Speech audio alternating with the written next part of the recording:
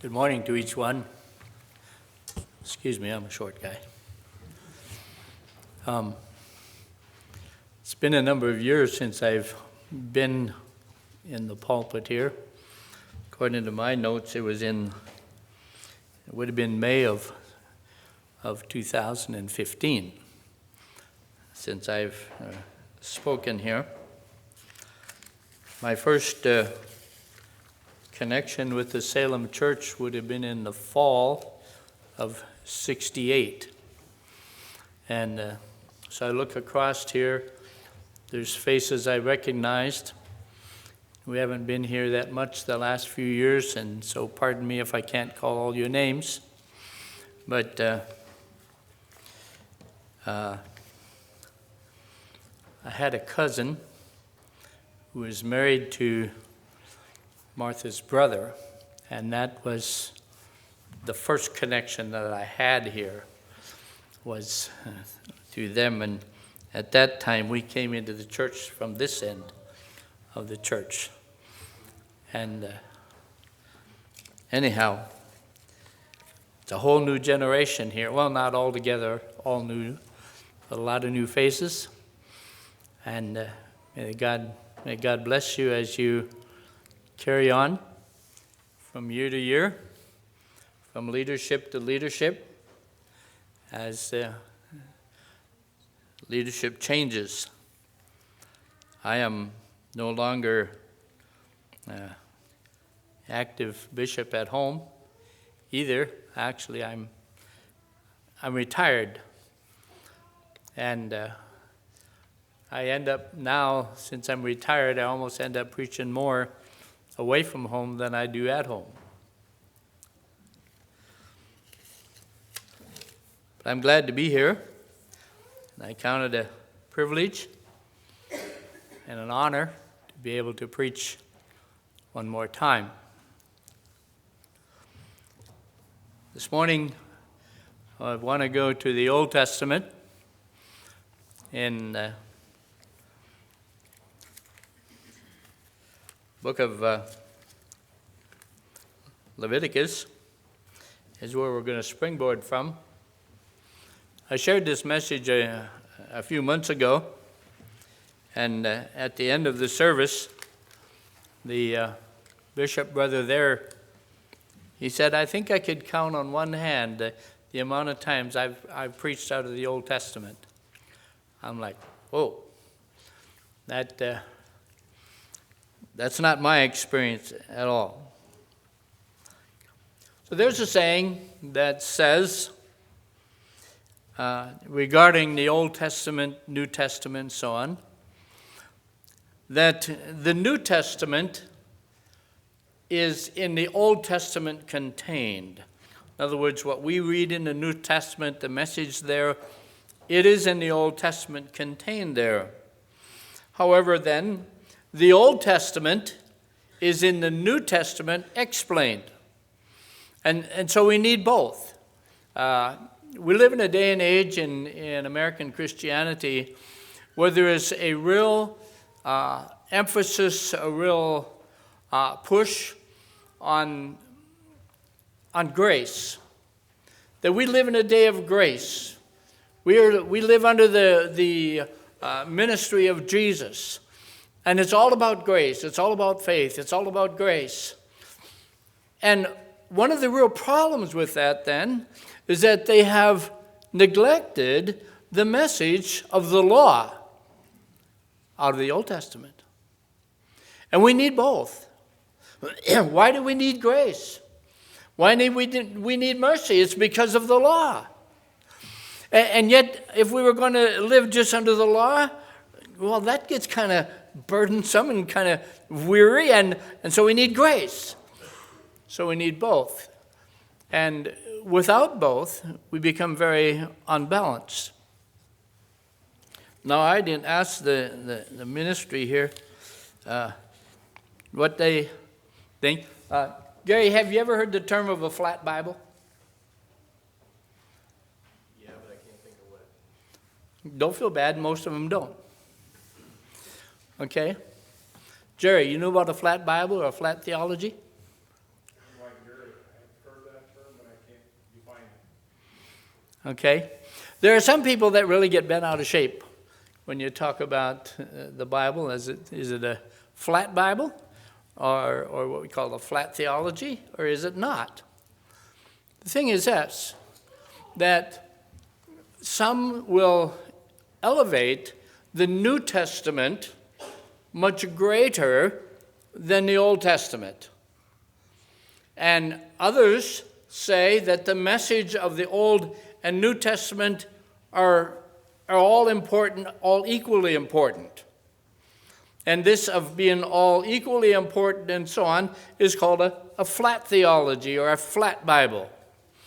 I'm not sure what the other would be called, really, but to elevate the New Testament because, we know so much more, we're taught so much more, the message is so much greater, and Jesus changed a whole lot of stuff, and so the New Testament is much greater than the Old Testament. Well, I believe in a flat theology, okay? I believe in the flat Bible. I believe that the message of the New Testament is contained in the Old Testament. And the fulfillment of the Old Testament we find in the New Testament. It's all important. If we want to just take the New Testament and we exalt grace and we exalt mercy and it's all about Jesus, I think we can look across our American landscape and we can look across a lot of churches to find the problem that comes from that. We threw out the law. We had a preacher in our area. He wasn't a Mennonite preacher. But he would say, we don't need the law. We don't even need the Old Testament at all, basically. We don't need the Ten Commandments because we don't need the law. We all live by faith alone. Lutheran preacher up our way said that we live in predominantly Lutheran, but he was saying that Martin Luther would. Okay, let me back up. We had a preacher from Pennsylvania. What was his name, Kathy? That he's no longer living. Anyhow. Clayton Shank was in our area, not at our church, but in our area for meetings, and there was a Lutheran funeral, and he wanted to go with us to this Lutheran funeral because they're our neighbors, they're our friends, and so we go. And my son was actually supposed to share some at that funeral, and during this sermon, this Lutheran preacher said, that it's all covered by grace. It's all okay. You do whatever you want, live whatever you want, and whatever. But when you're baptized as an infant, but beyond then, it's all of grace. And so Clayton, out at the graveside, went to this preacher when he was done and said, "I got a question. So it's all of grace, and once you're baptized, you can do whatever you want. Well, what do you do then if this man who was baptized as an infant and now his lifestyle is drinking and drugs and alcohol and immorality and all that? What do you do with that?"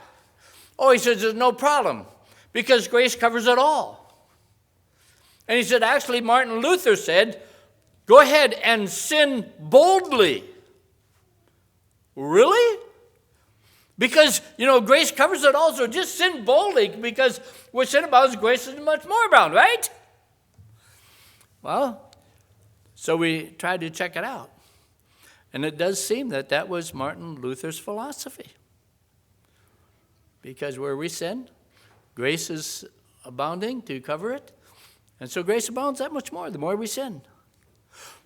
But I say that to illustrate the wrong or the dangerous mentality then that comes when we just want to hang on to just the New Testament grace and we lay aside and we forget anything about the Old Testament law. That is a very dangerous route to take in my mind. So, the new is in the old contained. The old is in the new explained. In fact, in the book of Galatians in chapter 3, verse 24, Paul says that the Old Testament, the law, was a schoolmaster to bring us to Christ. The law was a schoolmaster. We learn from our schoolmaster that we might know and understand more about Christ.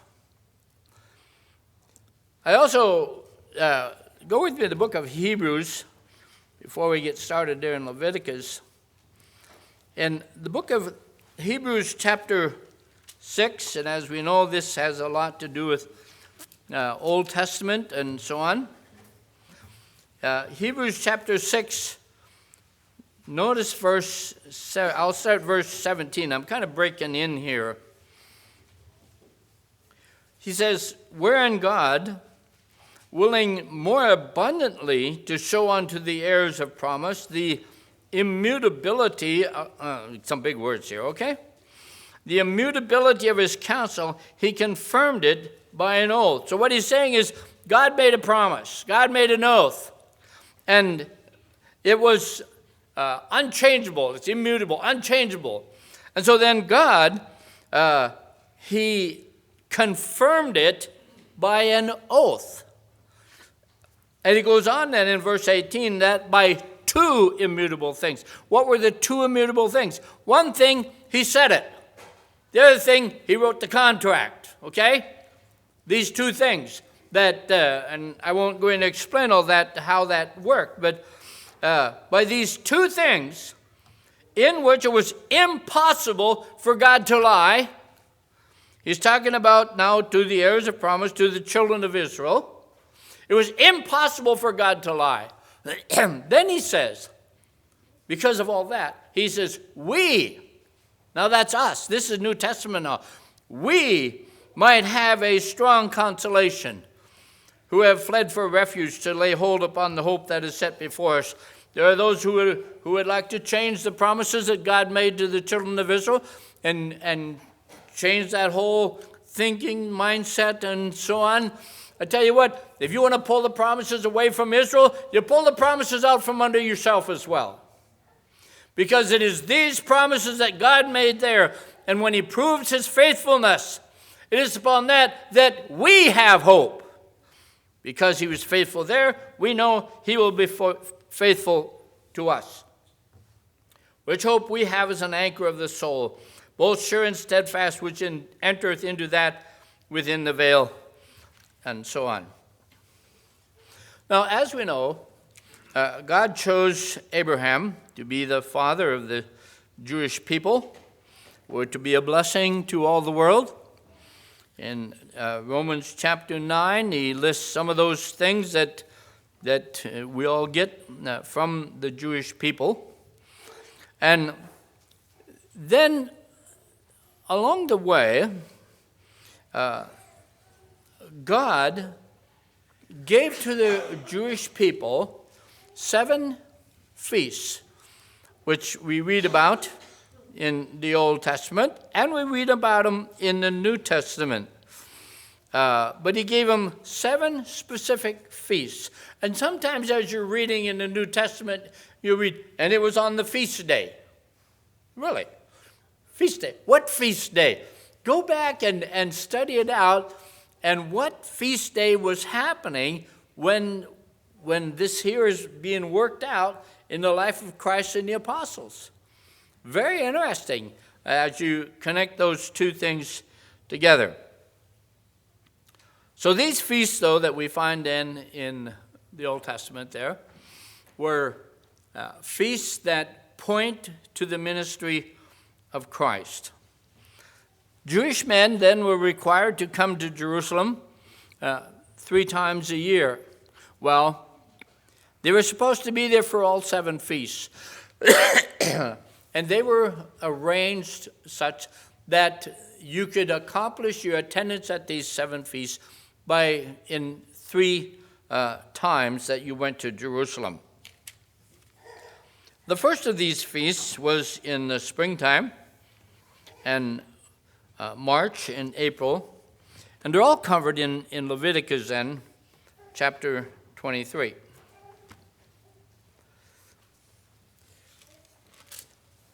in chapter 23 of Leviticus, the first thing he mentions is the Sabbath. That was a weekly commemoration. I'm not going to look at that. But the others then were the first of those 7 feasts. The first of them was the Feast of Passover. And he mentions this beginning in verse 4 of chapter 23.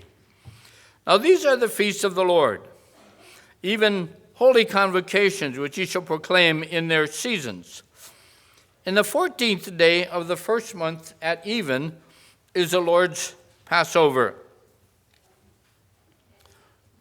We probably understand and know more on this one than we do of most of them. When the children of Israel were in Egypt, Egypt was a type of sin, and God promised to deliver them. But in order to deliver them, to make them free, they had to offer a sacrifice of a lamb. And they took this lamb, slaughtered the lamb, put the blood on the doorposts and on the lintel over top, not that you walked on it, but on the sides and on the top. And then you were supposed to stay within those doors, within that house. And if you were in a house that was covered with the blood, when God sent a death angel through, the death angel would pass over that house, and you were safe. You were saved by the Passover lamb, because the blood took away your sin. All right. Now, in the book of Galatians, I think it is, Paul very clearly says that Jesus is our Passover lamb. Okay? The Passover was a ceremonial thing of the law, and Jesus fulfilled and will yet fulfill all the ceremonial law of the Old Testament. We no longer have to keep the ceremonial law. And so the death angel passed over them. Likewise for us, when the blood of Christ is applied to you, when we come time to die, the death angel has no negative impact upon our lives. Okay? He will pass over, and we are safe. Now, immediately following that, notice verse 6 of chapter 23. So the 14th day of the first month was a Passover in the evening. Then verse 6, and on the 15th day of the same month is a feast of unleavened bread. Now, unleavened bread directly followed and was tied in with the Passover.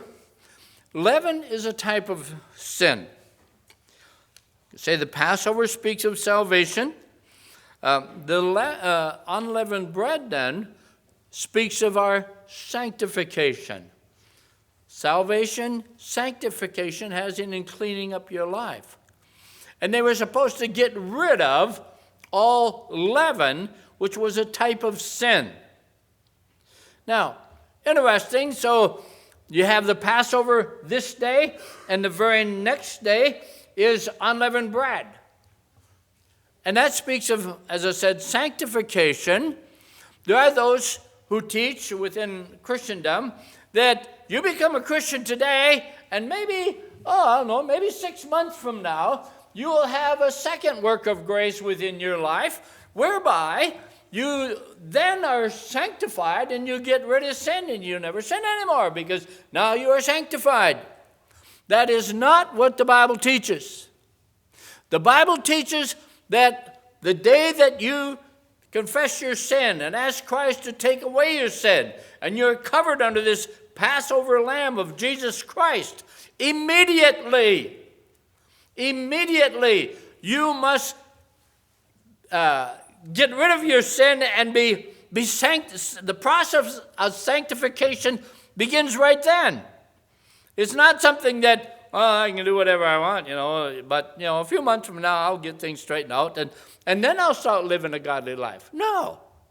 It starts right then. In fact, It is so important that in the book of Exodus, I'll just turn there right quick. In the book of Exodus, chapter 12, verse 15, if you're taking notes, he says this way, 7 days shall you eat unleavened bread. Even the first day, ye shall put away leaven out of your houses. For whosoever eateth leavened bread from the first day till the seventh day, that soul shall be cut off from Israel. Whoa. Now wait now. They're under the Passover lamb. They're under the blood. The blood has taken away their sin. But if they don't go on to live a holy life, on that first day, they're cut off. They're cut off. Sanctification, brothers and sisters, the whole thing of Anabaptist history, that is something that we believe in, that we have taught, we teach, and hopefully we will continue to teach. That as a Christian, it's one thing to be born again, but along with that is a lifestyle that goes with that and that we must live and be clean and pure and holy before God. And the Old Testament picture here is that it starts, it starts immediately after the Passover lamb is a feast of unleavened bread.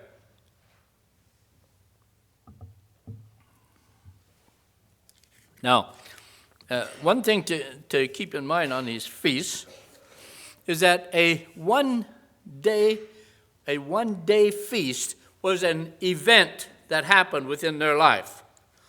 Okay? So the Passover lamb, the blood applied, that is speaking of the new birth experience. It's an event. It's a time that you can hear, I am born again.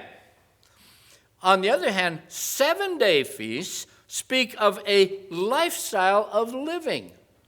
And so here, this unleavened bread is speaking of cleaning up your life and living a sanctified life that begins immediately with your salvation, but it's a 7-day thing. It is a lifestyle that we live.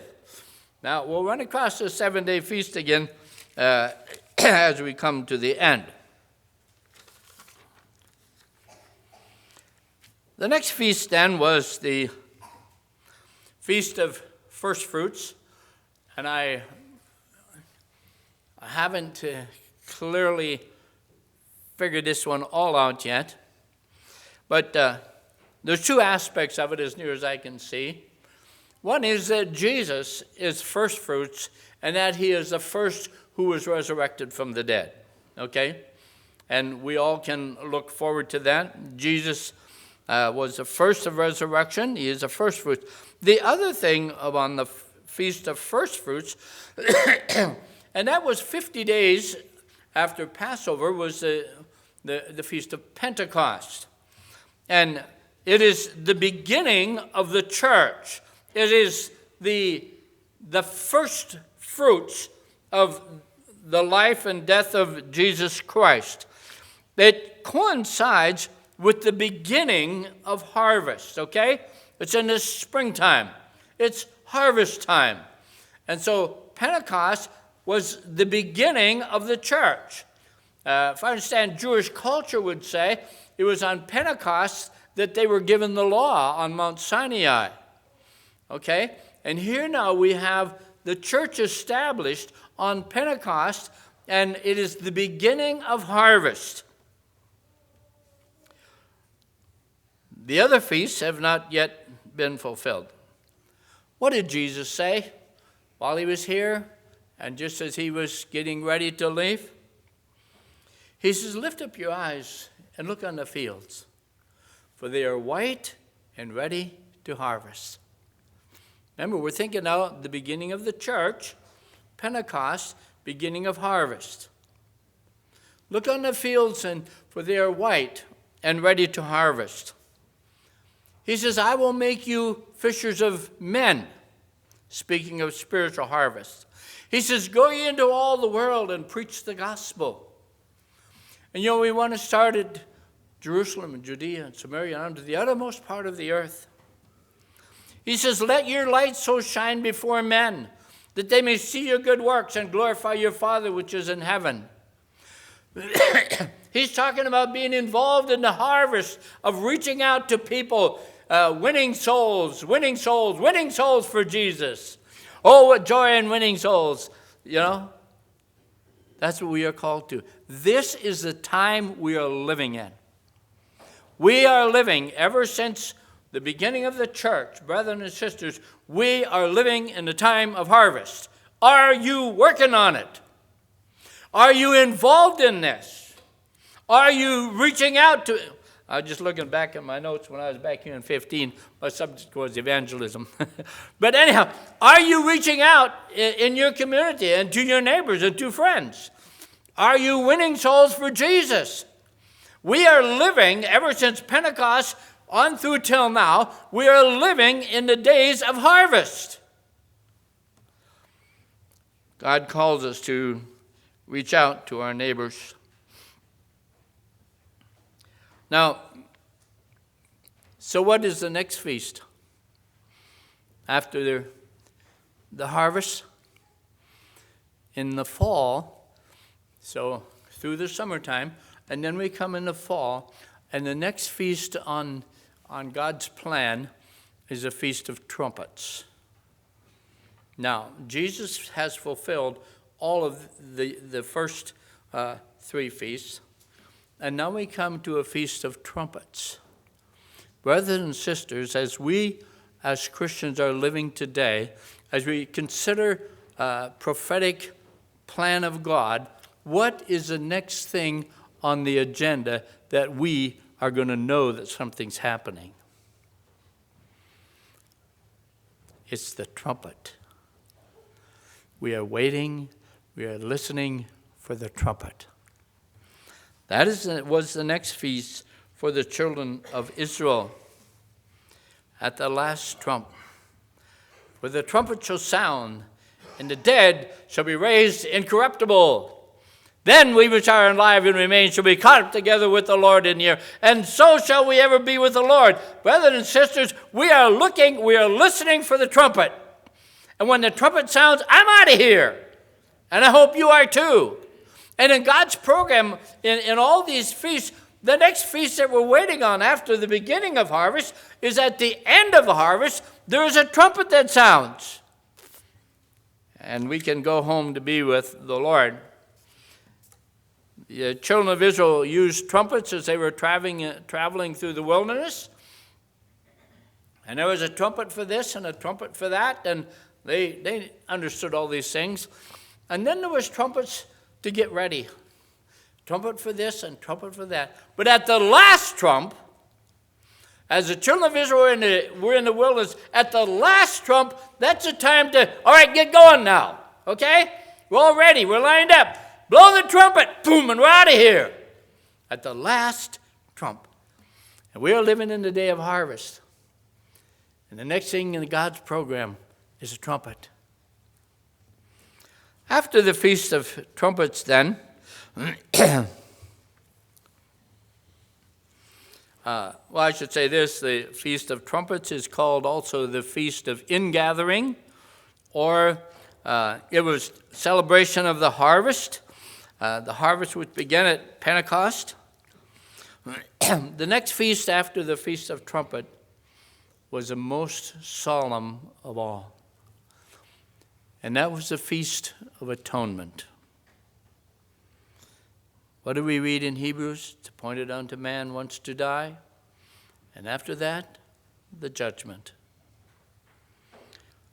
The Feast of Atonement was next.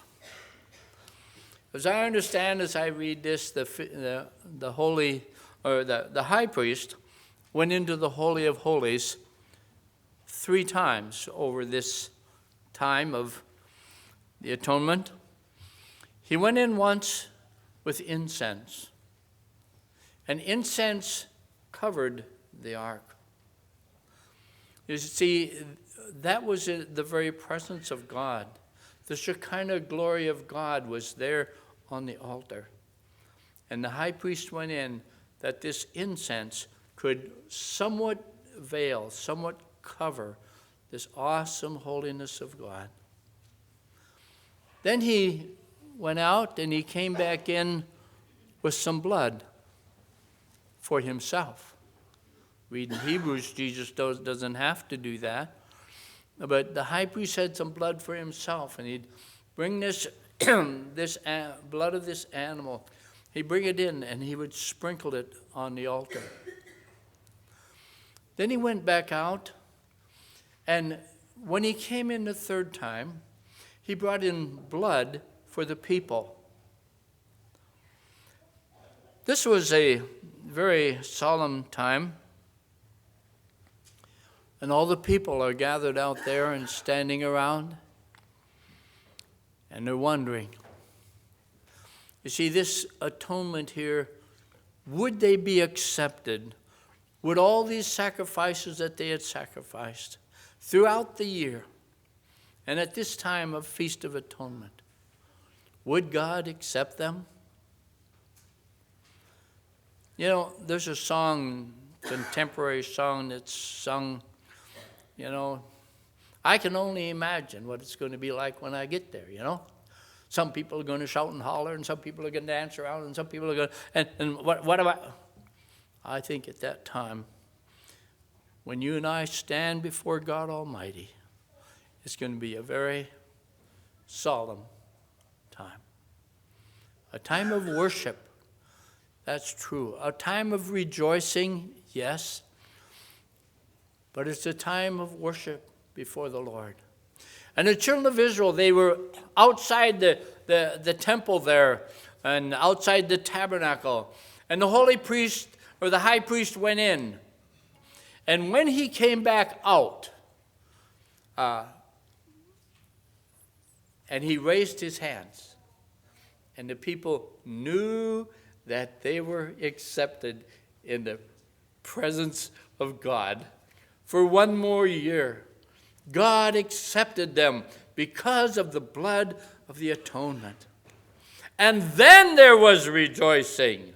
Then there was joy amongst the whole congregation because, yes, we're okay again for one more year. Yes, my sins are forgiven. Yes, God has accepted me, and I'm home sweet home.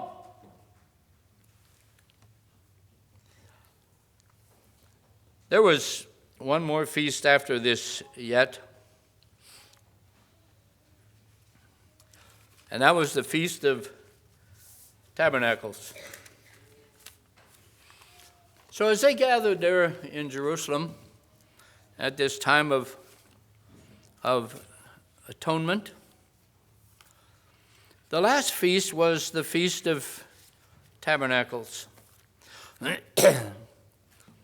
And they were supposed to go out and gather branches and sticks and palm leaves, whatever. And they were supposed to build themselves a small, sometimes called the Feast of Booths or the Feast of Tabernacles. And it didn't matter how fancy your house was that you normally lived in. It didn't matter how simple the house you normally lived in. Everybody was supposed to go out and gather these branches and build little booths out along the sidewalk or maybe on top of the roof or something. And they were supposed to live in those little booths for 7 days. Remember we said 7 days? Speaks of ongoing lifestyle and so on. And so they lived in these booths forevermore. It speaks of an ongoing life. And we read it and we think about that, and no matter how fancy your house is that you have here, when Jesus comes back and we are accepted as we gather around the throne, then we can sing, "Oh, this world here is not my home. I'm just a traveling through.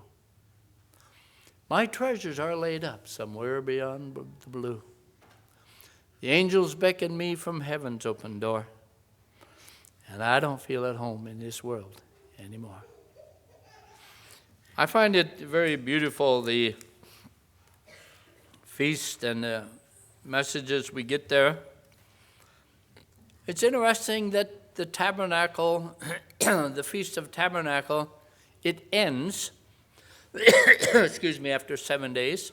It ends on the Sabbath day, the day of rest, the day of worship, a day of gathering together. That is the end of the yearly cycle of feasts. It ends on the day of eternal rest. And when that trumpet sounds and we go home to a time of eternal rest. Jesus has fulfilled the first few feasts. He is yet to fulfill the others. So in the meantime, are you involved in the harvest? And are you ready for the sound of the trumpet? The Lord bless you.